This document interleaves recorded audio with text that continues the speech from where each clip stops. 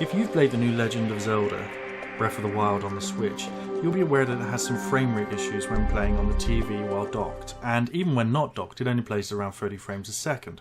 What if I told you I have a console that can play this game at 1080p with 60 FPS, my Wii U? Does this not have a whiff of Arkham Knight about it? Here are 3 reasons I think that this theory might hold some water. The theory being that the game Legend of Zelda Breath of the Wild is a port from the Wii U retrofitted to the Switch that was never released for the Wii U as an original Wii U title. The Switch hardware on paper is better than the Wii U, and it would not surprise anyone who played Arkham Knight on the PS4 how being optimized for a platform can mean that when it's ported to a more powerful platform, the performance can take a massive hit. Emulation, that is typical with porting, is like asking somebody to repack eggs from boxes of 6 into boxes of, say, 24, right? Or to 12. There's either a delay in moving the eggs all into the same box and unpacking the other box, or you get a box with only 6 eggs in it when it could hold 24. The issue is this causes slowdowns, and emulation is never as performant as the original platform. Now, what you might see is that, well, this is what's happening in Zelda Breath of the Wild. You get explosions when you've got a large view and there's a fight going on. And you don't see any of this when you're playing on the Wii U. The Wii U has all of the same special effects, it's very polished, it is extremely good frame rate, and it's playing at 1080p.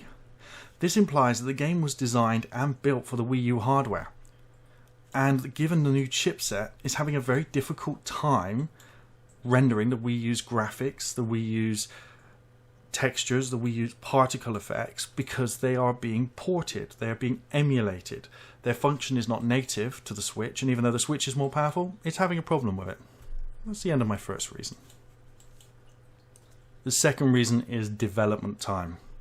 It takes many years to build a game the size and complexity that this version of Zelda clearly has. The map is maybe 8 times bigger than Twilight Princess. It is absolutely enormous. It's taken somewhere between 5 and 7 years in actual coding development for Nintendo. I won't pull any punches. That plastic screen console looks like it was slapped together last minute. I doubt if it had 2 years development time on it. It looks like a $100 eBay gaming tablet with 2 Wii U controllers stuck on the side.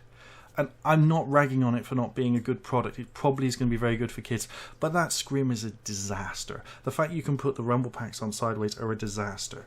So I don't think you've been able to play games on this for 18 months. I don't think that game was developed as a first-party Switch product. I think that's a lie.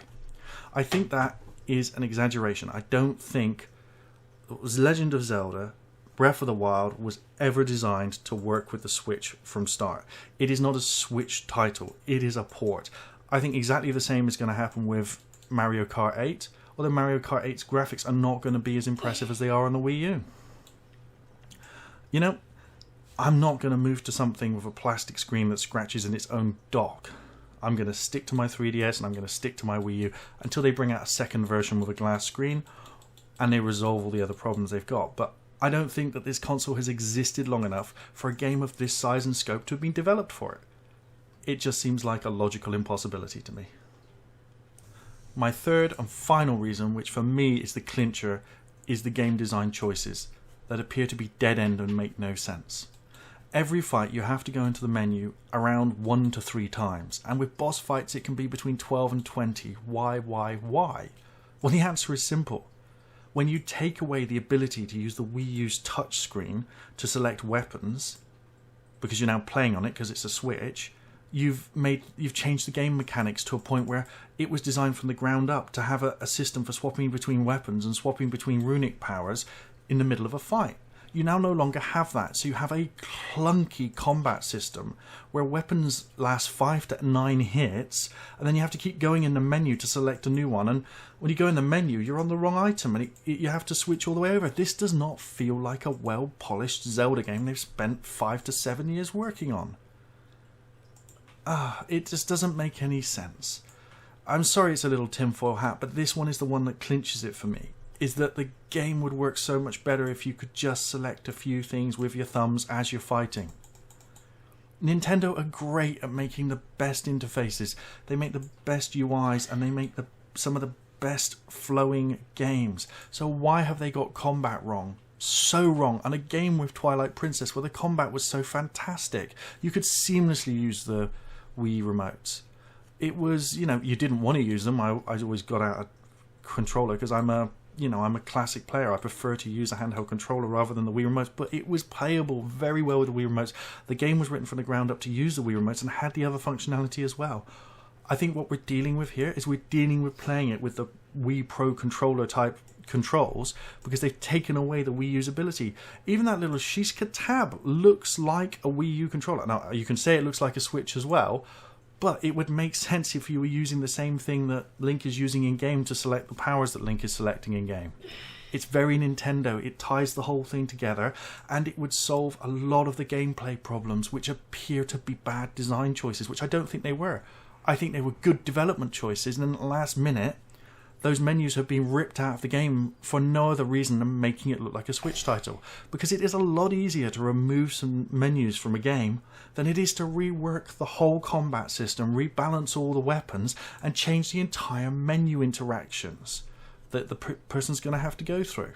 We're essentially using the Wii U only screen menu on every device for a game that should have the ability to switch between weapons faster than moving away from, and moving to the D-pad to select weapons gets you killed.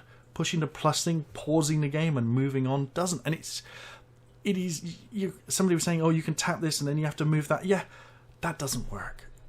You need to stop the game and be sure it's stopped. And the amount of times this interrupts combat and you lose your Z target and you have no idea where you are, it's just so disjointed. Well, thank you for listening. Those are my three reasons. They basically come down to performance, development time, and gameplay choices which make no sense unless you have an additional screen. I honestly think the people that made the weapons for Hyrule also made the screen for the Switch. Because my friend who's got his is already scratched by the dock. It is a disaster. Alright, thanks for listening. Please rate, comment, and subscribe.